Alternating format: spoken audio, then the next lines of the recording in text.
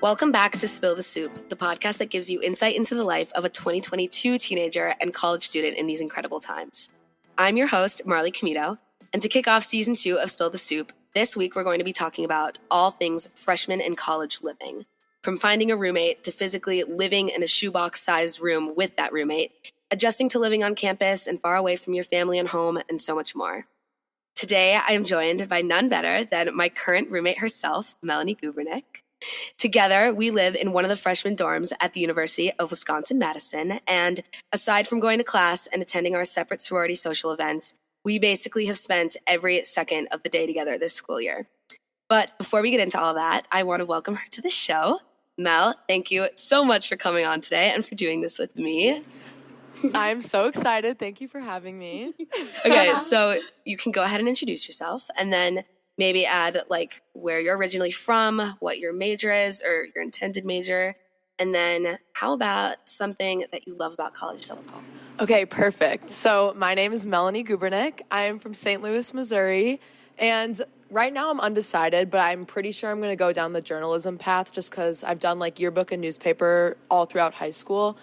And I'm also interested in psychology. And then right now, something I just love about college is meeting new people. I love everyone here, and it's just been so much fun getting to know people from like all around the country. So yeah. Amazing. Awesome. And I'll reintroduce myself too for anybody new that's listening here. I am Marley Gubernik, the host of this podcast, and I'm originally from Minneapolis, Minnesota. I'm intending on majoring in journalism. Total shocker, I know. And something I love about college so far is kind of the version of myself that it's allowed me and given me the opportunity to be. And yeah. Okay, so that being said, we can get right into our first topic. If anybody listened to this last year, I did this podcast last year. I did an episode on applying to college. And in that episode, we talked about the art of finding a roommate and how it looks a lot different today than when our parents were looking for college roommates or how that whole process went down back then.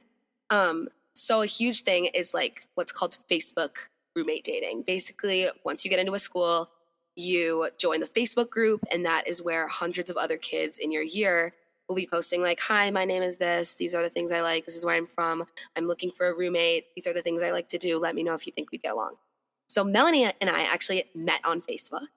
I never made a Facebook post, but she did, and I reached out to her. So before then, like, did you ever roommate date other people? Like, what was that process like? Do you recommend? Tell us your thoughts on roommate dating. Okay, so honestly, the whole aspect of roommate dating is like so terrifying to me because because first of all, everyone's going to put their best selves out on Facebook. They're going to like post their best pictures. Like, they're not going to like say any of their flaws. So you don't really like know who you're talking to really. And you just like can't get a feel for who they really are as a person. So I think for me, it was just hard, like trying to pick out who I wanted to roommate date, essentially. Like when people would comment on my posts, I'd be like, oh, they have the same major as me, or they seem really nice, but still it was hard. And so like when you commented, I remember my whole journalism class was like invested in who I was going to pick as a roommate because like it was all my friends.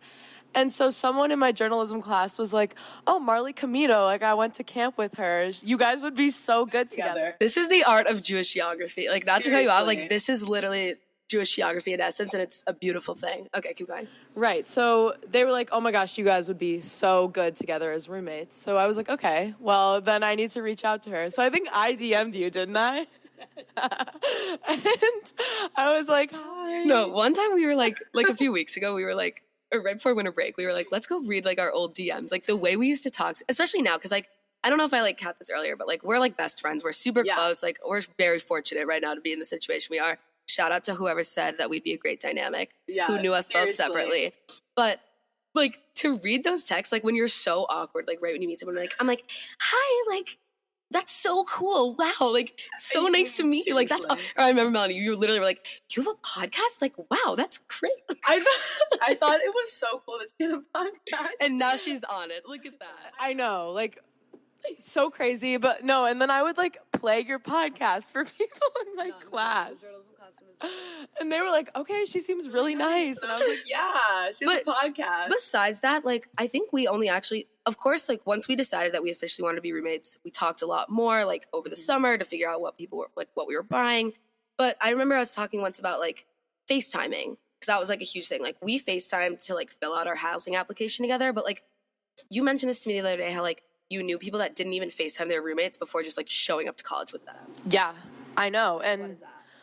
I just, again, like I was saying with the Facebook dating, like you cannot get to know somebody over text at all. You don't know who they are as a person, and you just can't get a feel for them. And so I think that FaceTiming people helps you just kind of figure out, oh, I think we would get along. I think we have a similar personality, or like maybe they're kind of quiet and like I don't know. You just like get to know who they really are through FaceTime, like more than through text. Yeah. So like, yeah. It's gonna be awkward. But I remember like that first time we FaceTime, my little sister came downstairs and she was like, "Oh, I thought you were on the phone with like one of my like longtime best friends." Like because of how casually we like already hit it off. So Yeah. I think you will know, like, yes, Facebook's a great way to find your roommate. That's literally how the majority of people that we know found theirs. But definitely show them who you are, try to get a feel for who they are, and then trust your gut and intuition, and it can turn out really well. Yes, of course. Okay. Yes. Anything else you want to add? We'll talk more about roommate stuff later, but I do want to talk a little bit about, like, now that we kind of covered, like, how we got to know each other, like, the transition from turning all the calls of buying stuff into, like, setting up our dorm and, like, fully moving in. Kind of just like a traditional freshman year chronological schedule. Basically, at least here at Madison, you arrive to campus and move in during like late August, early September.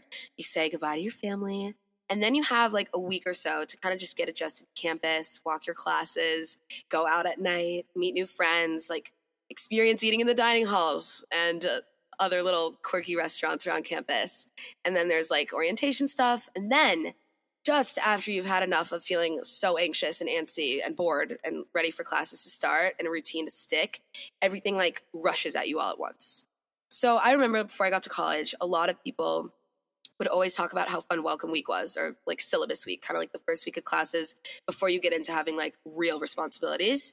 And I remember hearing stories like I should look so forward, like mostly to that week out of the rest of the semester. But I'm not gonna lie, like it wasn't the best. Like, I really don't get the hype around welcome week and how it's like this whole great thing. Like, most of the time I felt lost, like so out of place, like, oh, like, is this good? Like, the adjustment was so quick. You're really thrown out there, especially like after the pandemic. Like, we'd been at home for 2 years. Like, now we're not with our families anymore. So it takes a lot to get used to. And I'm sure you know what I mean. Oh, yeah. But like during that time, at least, Melanie and I were basically inseparable because we were each other's first like real college friends. So I imagine we would have pretty similar feelings about how we felt towards the start of the semester. But I wanted to hear your thoughts on how like the transition from home to getting used to living on our own and starting a new chapter in college was like for you. So, like, going back to the whole syllabus week thing and welcome week, for me personally, I struggle a lot with change. And, like, if I don't have a routine, then it's hard for me to feel comfortable and, like, not have anxiety. So, welcome week was really difficult for me because, like, you didn't have anything in your schedule. It was just kind of like meeting people, but there was nothing really to do. So, I thought that was pretty hard. And also, on a totally different note, we also had rush during, like, the first or second week of school, which was just so nerve-wracking too. So it was just like, on top of moving out of home for the first time, you also have to worry about rush and like moving in and not having a set schedule. So you're just kind of like going with the flow, which is so hard. So I thought it was a difficult time. I don't mean to be a downer, but like that was probably like one of the worst weeks of school just because, and we didn't know each other. Like, we still were getting to know each other. It's still kind of awkward. Again, like we're from different parts of the country. We have some mutual friends, and also like I just thought of this like literally now. We're both the oldest child like in our family. And so it's not like either of us had like older sisters or older brothers even. Our parents were new to this whole thing. So like literally all of us were just like, what are we doing? Like I didn't even think about that. I just thought of that like right now. Like I didn't have an older sibling to compare their college Neither did I. experience to. And like it was both of our parents' first time. So everybody was worried. And I didn't think about that. I remember we would have like, that was like picnic era. We would like order like DoorDash or something before we'd go out and like eat on our floor together and like call it a picnic. And that was that. But yeah, it was just a lot of anxiety. And so that's welcome week. So yeah, just kind of like to leave off on that note, like transitions are hard. And it's all about trusting the process because it does get better. But like I know a lot of people listen to this that either have kids going to college in the next few years or currently do, or if you are somebody going to college in the next few years, just know that this too shall pass. And welcome week does get, like, it gets so much better after welcome week. I just want to say that because it has such a great reputation, and like it's okay if it's not that great is basically what I'm trying to say. Yeah, because then you get a schedule and you figure better. it out. Yeah, you feel better. Yeah, so okay, that's a good transition, because once, like, you know, we get the basic adjustments down, living on our own and having actual homework assignments and a routine every day, the like actual experience of living in a tiny 12 by 15 foot room that we're literally recording this right now in can be a blessing and a curse, especially like there's two of us in this room. It's like I know this is a podcast so you can't see us, but tiny. Like I remember when we walked in with our parents, we were like this is not gonna work. Like, we have so much stuff. Like, how are we about to live in this? Like, well, yeah. But I'm gonna say first, like, living with Melanie has been a blessing. Like, I'm serious. Like, I would say that if she wasn't here too. Like, I'm sure you can like tell that our dynamic clearly works well by listening to us talk to each other right now.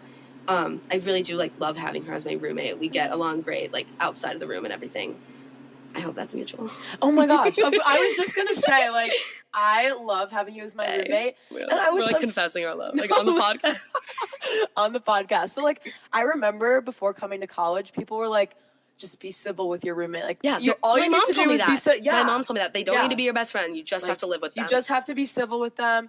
And so that is true. It's true, but at the same time, like, being best friends with your roommate just makes every aspect of living together way like easier. So much easier. Like, we recommend. So much easier. But yeah. Yes, for sure. So yes, it's been amazing. Love Marley. Like, yeah, and we're so grateful fun. for this because like we'll get into this later on, but this is like not, I think it's more It's rare not to normal. love your roommate than to not. So it can be hard though. Like, we want to say like we're sugarcoating a lot right now, but like the adjustment was hard, getting into a routine just in our room alone was really hard. And I think like what was such a big shock to me during this whole transition period was that there's literally like no privacy ever.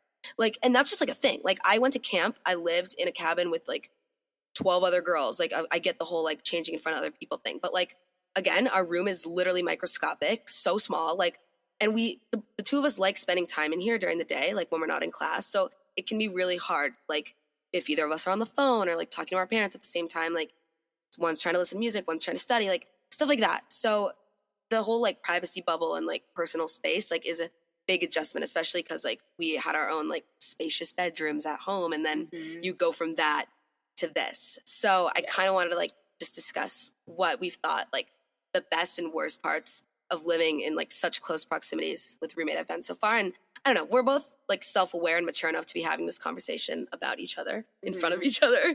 But like, if there's anything else you've heard from friends and their experiences at other schools here with their roommates so far, of course, feel free to share.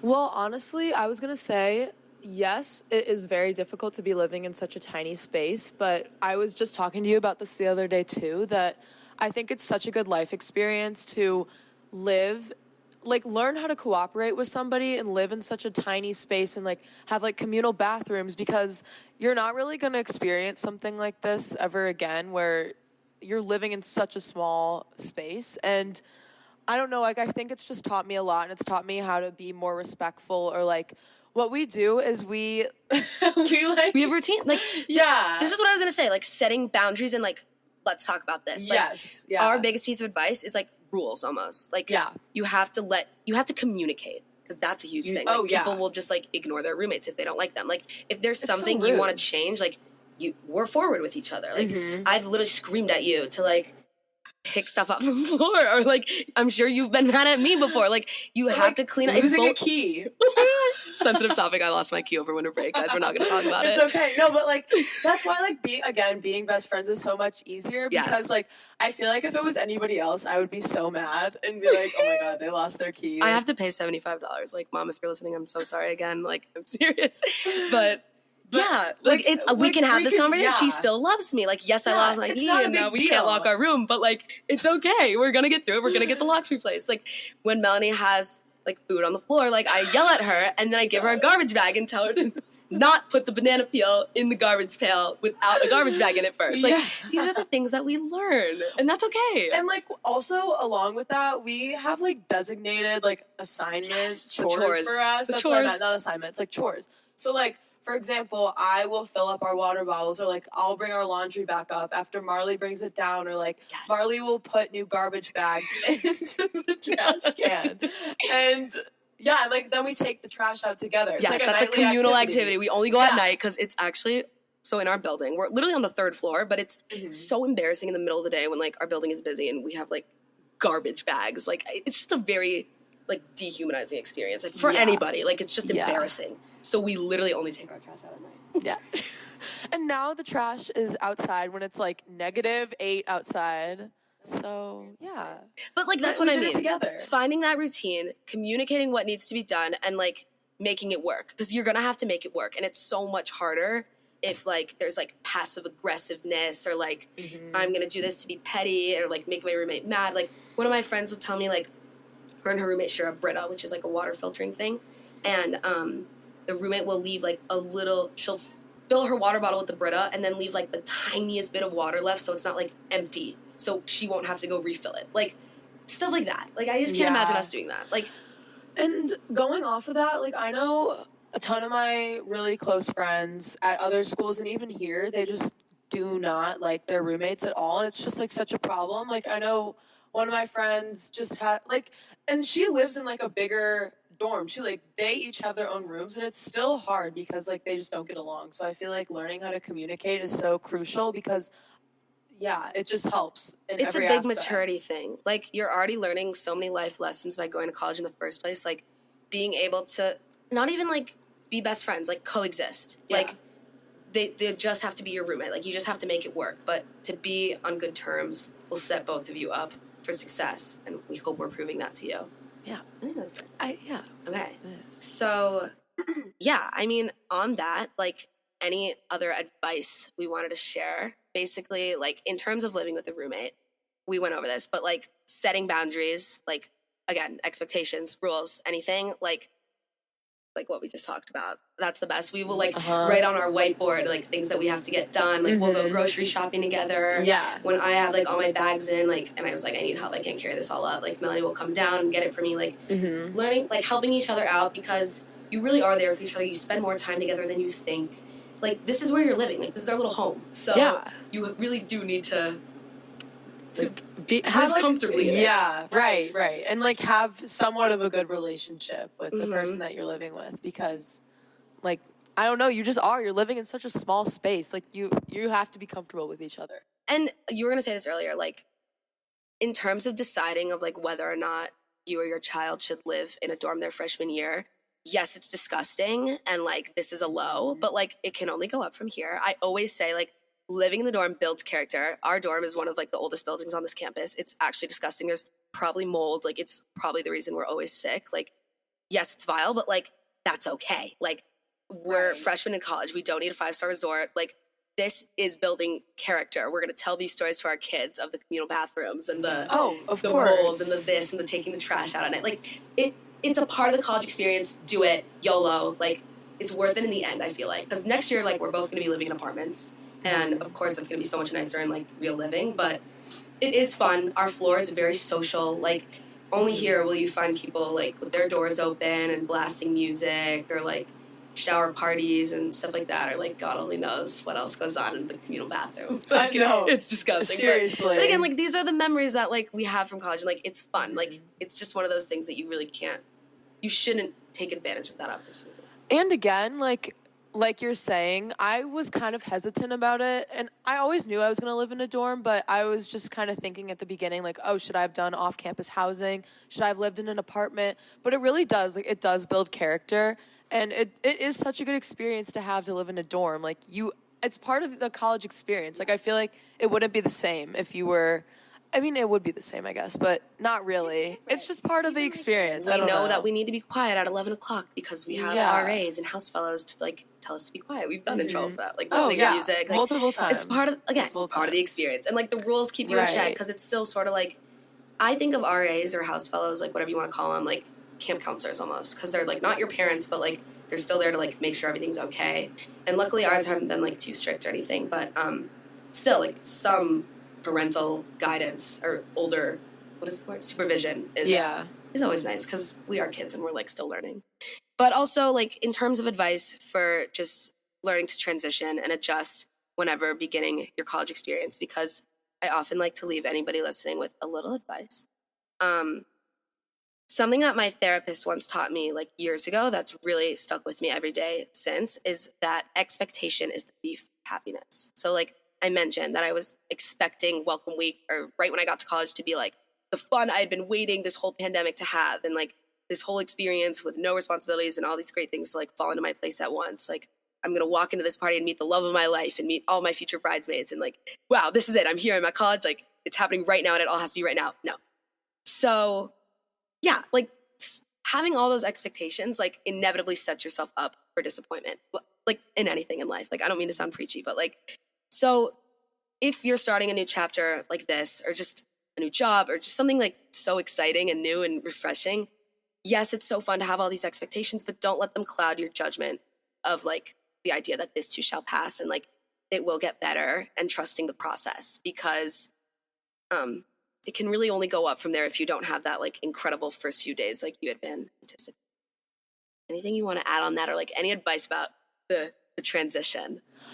I just think like give it time, because I remember, like I said earlier, the first few days were really hard, and I was like, I don't know if this is going to get better from here, but you have to trust the process. And yes, like give it a few days, give it a few weeks or months even, and eventually you'll get into a routine, you'll get settled, and it will get better, and you'll know, like, you just have to wait. You just have to give it time. Like it's like I know so many people that just like cried for the first like week of college. Like that is so valid and like fine. Like it doesn't have to be the best. It doesn't have to be amazing, but like it really will get better. And you'll once you'll find your people eventually. It might not be in the first week or the first month or the first year, but like you'll know once you have, and that feeling is like so incomparable. You'll think like it was so worth the wait. During welcome week also, our main friend, again, we were basically inseparable, and it's because we had a big friend group. If any of you are listening, hello. And this friend group formed because, so I'm from Minneapolis, and then I have two best friends who are also from Minneapolis. They've been on this podcast before. Their names are Shayna Kaplan and Jessica Paul, and we're all freshmen here. So we had the idea of bringing a group of friends together from the three of us, our roommates, and then from then on, other girls that lived in their building, their friend that they met on a USY Israel trip, and her roommate, and we all formed this like group of like 10 or so girls. So yes, Jess, Shayna, and I started out as close friends from home, and it was really comforting to have like that familiar face. You know, like from Minnesota, a lot of people do come to Wisconsin because we're so close, and people's parents went here and whatnot. But it's interesting, at least for Melanie, like to be an out-of-state kid, especially one from Missouri, of all places. I feel like there's not a huge student population from Missouri. So what has that been like, really finding a lot of friends and not having as many familiar faces? So honestly, one of my best friends does go to Madison, but she lives in Lakeshore, which is an area that's like 25 minutes away from where we live, and she takes totally different classes. So yes, we of course like try to make plans to see each other as often as possible, but it's different. Like it's difficult. She lives so far. But so I really thought that it would be harder to make friends, but I'm just so lucky that like you introduced me to your friends, and it has been so easy to make friends even though I didn't come with a lot of my best friends from home. And I think that might even be better, because I don't know, I feel like knowing myself, I would have just relied on my friends from home instead of trying to branch out and meet new people. And not everybody's like that, but that's just me personally.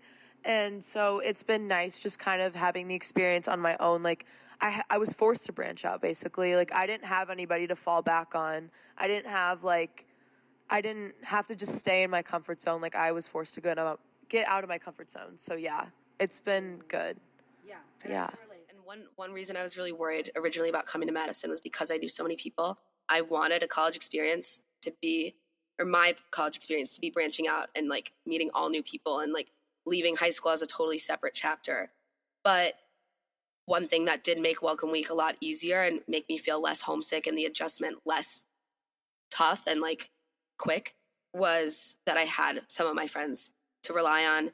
And then we could all go to Chabad dinner together and meet new people there. But just so I would at least have people to sit with for those first few weeks. And I'm happy that Melanie was here. And then what I've learned since then, of course, is that like, obviously Wisconsin is like a huge school. So we did both meet so many new people. I do have like a totally new set of friends that aren't my home friends. And it's like totally okay because they do too. But then when we do want like a sense of home and familiarity, like we can all get lunch. Like basically I've just found out like you can see your home friends as much or as little as you want to. It's all up to you. But because we chose to go to such a big school, all of the opportunity to meet new people is still always out there. And that if you want to push yourself, you can. If not. It's really like choose your own adventure. And I really like that.